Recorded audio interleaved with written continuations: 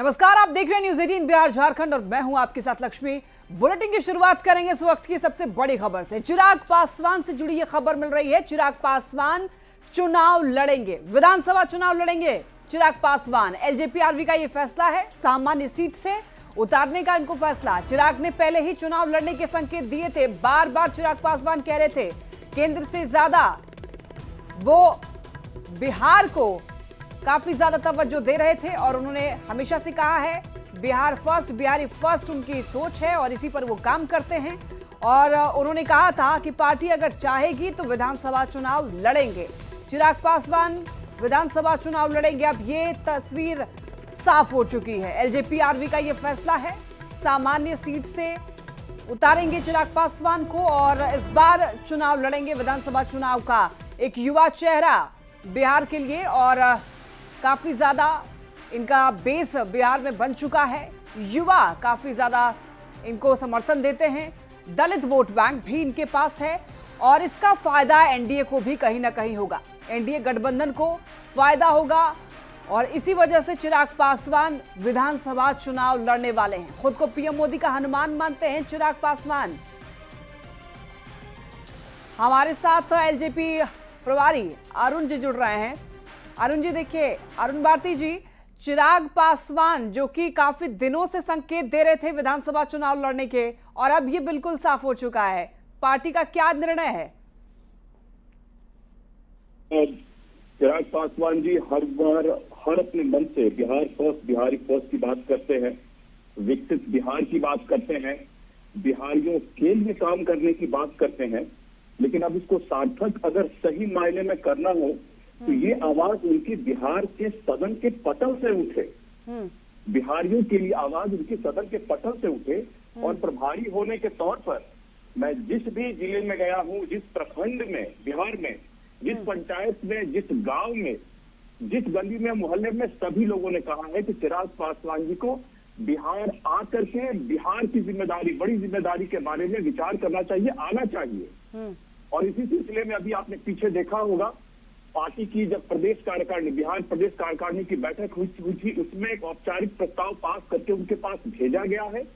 इस प्रस्ताव पर विचार हो रहा है, सर्वे भी कराए जा रहे हैं और जब ये सारा प्रक्रिया पूरा हो जाए, क्योंकि पार्टी इस प्रक्रिया फॉलो करती है, इसमें पूरी हो जाएगी तो इसका फैसला भी आप सभी को बता दिया जाएगा।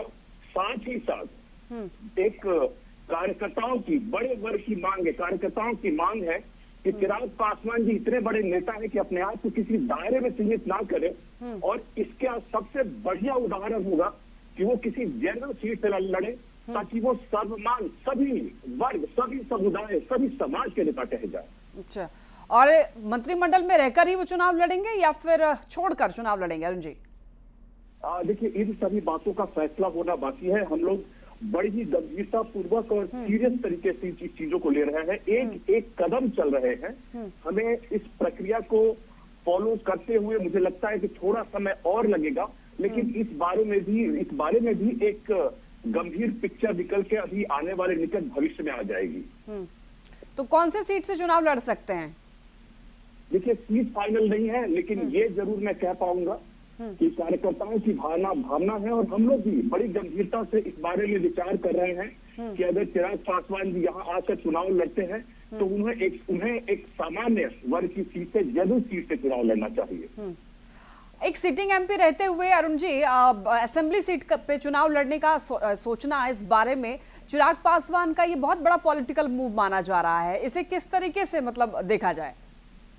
देखिए, मैं तो ये मान के चल रहा हूँ कि जो उन्होंने अपनी प्रतिबद्धता बिहार को लेकर के दिखाई है, बिहारियों को लेकर के दिखाई है, हम जो बिहार फर्स्ट, बिहारी फर्स्ट की विजन की बात करते हैं, उसको धरातल पर उठाने का, धरातल पर उतारने का और इस बात को बिहार के सदन से उठाने की तरफ जो एक आवाज हर जगह से आ रही है, जो उम्मीद जो आ रही है, उसको हम सार्थक होते हुए देखेंगे।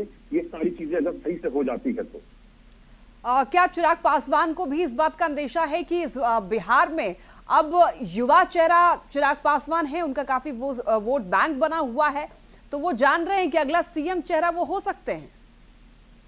देखिए, इस बारे में हर वर्ग से, हर समाज से, हमारे कार्यकर्ताओं से, बिहार के लोगों से, हमारी पार्टी के नेताओं से, हर जगह, चाहे आप बिहार में हो, बिहार के बाहर भी हो, आपको पता होगा बिहार के बाहर भी बिहारियों का बहुत बड़ा तादाद है, और सभी जगह जहां भी अपने कार्यक्रमों को लेकर के, मंत्रालय के कार्यक्रमों को लेकर के गए हैं चिराग जी, सभी जगह से ये मांग उठी है। और क्योंकि हर वर्ग से, हर तबके से, हर समाज से ये मांग उठ रही है, तो इस बात को वो बड़ी गंभीरता से इस पर विचार कर रहे हैं। और उन्होंने कहा है कि इस बात को हम इतने हल्के में नहीं ले सकते, इसलिए इसको लेकर के जो भी सर्वे, जो भी आंतरिक प्रक्रिया पूरी होनी चाहिए वो जरूर पूरा हो, ताकि जब मैं सामने आऊं इस बात को लेकर के, तो इस चीज का एक बड़ा मैसेज ये जाए कि आने वाले समय में चिराग पासवान जी बिहार को लेकर के कितने सीरियस है, और बिहार फर्स्ट को लेकर के कितने सीरियस है, और इसको कैसे धरातल पर उतारने के लिए उनका आगे का प्लान है। और अरुण जी, गठबंधन में क्या शीर्ष नेताओं का भी इस पर हामी है कि वो विधानसभा चुनाव लड़े?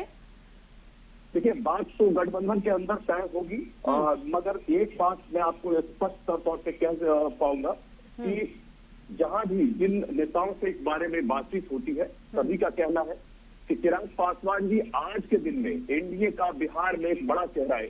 सिर्फ बिहार में नहीं, पूरे भारत देश में एक बड़ा चेहरा है, सभी समाज से सभी लोगों में मान्य चेहरा है। तो इस बारे में आज नहीं तो कल चिराग पासवान जी को भी गंभीरता से विचार करना चाहिए, और यही प्रक्रिया पार्टी में चल रही है अभी। ठीक है, बहुत धन्यवाद अरुण जी हमारे साथ जुड़ने के लिए, अपनी राय रखने के लिए। तो अब यह साफ हो चुका है, चिराग पासवान विधानसभा चुनाव 2025 लड़ने वाले हैं, लेकिन किस सीट से चुनाव लड़ेंगे ये अभी साफ तौर पर नहीं बताया गया है। इस पर अभी निर्णय लेना बाकी है। लेकिन सबसे बड़ा सवाल यही उठ रहा है कि क्या केंद्रीय मंत्रिमंडल से इस्तीफा देंगे चिराग पासवान?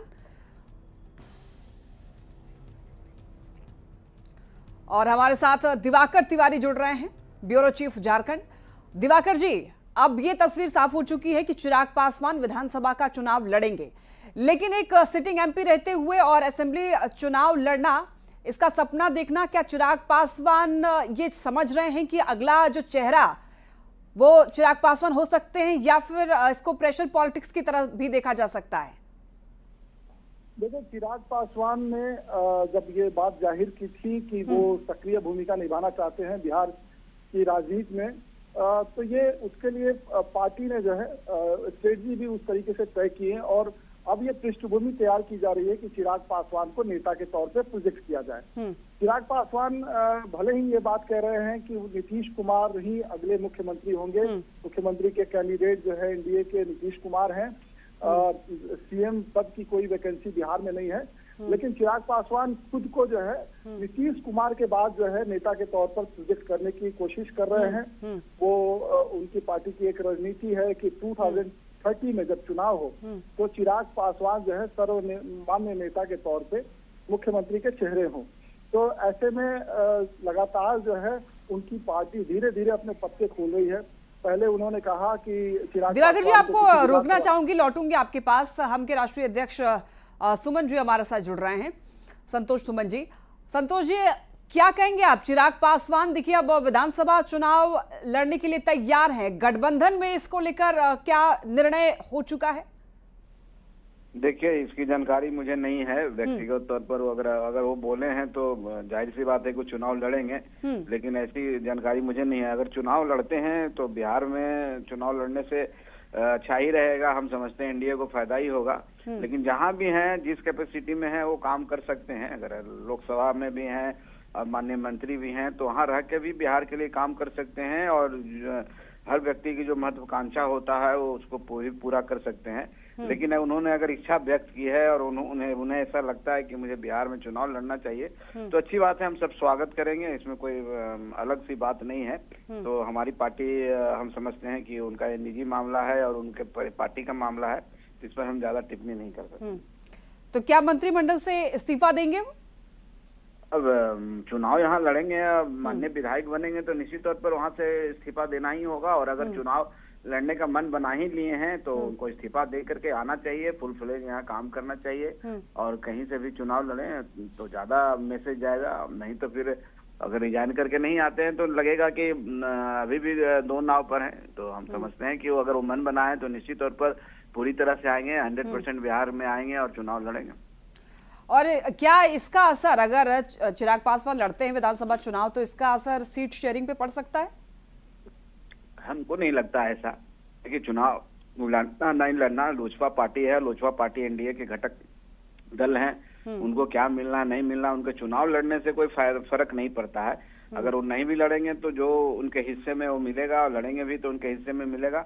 उनके कार्यकर्ताओं में उत्साह आएगा और वो आसपास के इलाकों में उनके लड़ने से तो उनके वो सोचते होंगे मेरे कार्यकर्ता ज्यादा जोश खरोश से होगा, जो सीट मिलेगा उसको ज्यादा हम कन्वर्ट कर सकते हैं जीत में। तो ऐसी उनकी धारणा अवधारणा होगी और उनकी ये बात है, इस पर हम क्या कर सकते हैं।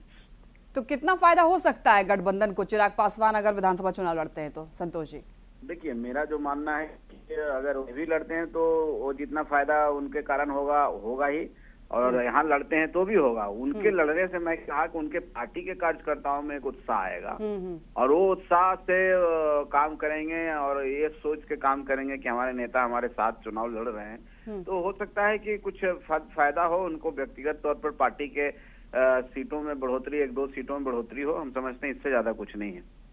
चलिए ठीक है, बहुत धन्यवाद आपका हमारे साथ संतोष जी जुड़ने के लिए, अपनी राय रखने के लिए। दिवाकर जी हमारे साथ लगातार बने हुए हैं। तो दिवाकर जी, एनडीए में कितना फायदा विधानसभा चुनाव अगर चिराग पासवान लड़ते हैं तो होगा, और क्या ये प्रेशर पॉलिटिक्स की तरह भी इसे देखा जाए, क्योंकि बहुत बड़ा पॉलिटिकल मूव है चिराग पासवान का? देखिए, प्रेशर पॉलिटिक्स के तौर पे भी देखा जाना चाहिए इसे, क्योंकि सीटों का बंटवारा नहीं हुआ है, सीटों के तालमेल को लेकर अभी बातचीत चल रही है। तो ऐसे में चिराग पासवान लगातार अगर ऐसे कदम ले रहे हैं या उनकी पार्टी जो है ऐसे फैसले ले रही है, तो एक तरीके से जो है सीटों के बंटवारे से पहले एक दबाव की राजनीति हो सकती है। दूसरी बात है कि चिराग पासवान अगर बिहार के चुनावी मैदान में उतरेंगे तो उसका क्या फायदा होगा। देखिए, दलितों के वोट बैंक में सेंध लगाने की कोशिश हो रही है महागठबंधन की। ऐसे में अगर दलित चेहरे, चाहे जीतन राम मांझी हो या चिराग पासवान हो या संतोष सुमन हो, ऐसे नेता जब सक्रिय तौर पे जो है चुनावी मैदान में होंगे तो उसका फायदा एनडीए को मिलेगा। और चिराग पासवान जो अपनी पार्टी के दायरे को विस्तृत करना चाहते हैं, अगर सामान्य सीट से लड़ने का फैसला कर रहे हैं तो एक तरीके से सामान्य वोट बैंक पर उनकी नजर है, यानी पार्टी के जनाधार को, पार्टी के दायरे को बढ़ाने की जरूरत है। जो पार्टी के प्रमुख मुखिया जो है चिराग पासवान, उसके मद्देनजर फैसला ले रहे हैं। एक और अहम बात है कि एलजेपी आरबी को जो है किसी खास वर्ग से जुड़ी हुई पार्टी मानी जाती है और सीटों का तालमेल होना है। तो कई सामान्य सीटों पर जो है एलजेपी आरबी की नजर है। तो ऐसे में सामान्य सीटों को भी साधने की एक कोशिश हो सकती है कि हमारा दावा जो है सामान्य सीटों पर भी है। चिराग पासवान की लोकप्रियता या एलजेपी आरबी की लोकप्रियता सामान्य सीटों पर है, तो एनडीए में उन्हें सामान्य सीटें भी ज्यादा से ज्यादा मिले, क्योंकि अगर 5 जो है अगर सीटों की बात करें लोकसभा की जो एलजेपी ने जीती है, उसमें ज्यादातर सीटें जो है सुरक्षित सीटें हैं। तो उसी आधार पे ही सीटों का बंटवारा हो सकता है। ज्यादातर क्लेम जो है सुरक्षित सीटों पर होगा। तो ऐसे में एलजेपी आरबी ने सामान्य सीटों पर भी एक दावेदारी जो है पेश की है। इससे जो है कह सकते हैं कि एक तीर से कई निशाने साधने की कोशिश और दिवाकर जी, अगर सामान्य सीट से चुनाव लड़ेंगे तो जाहिर तौर पर ये कहीं ना कहीं कंपटीशन भी बढ़ेगा अपने आप में ही। और अभी जब प्रधानमंत्री आए थे बिहार तो उन्होंने क्राइटेरिया दिया कि इस बार अगर टिकट चाहते हैं तो आपके सोशल मीडिया पर फॉलोअर्स भी होने चाहिए, तो उसमें तो बिल्कुल फिट बैठते हैं चिराग पासवान। चिराग पासवान की लोकप्रियता में कहीं कोई कमी नहीं है। चिराग पासवान जहां भी जाते हैं हर आयु वर्ग के लोग जो है उनको पसंद करते हैं और युवाओं में खास तौर पे उनकी लोकप्रियता काफी है।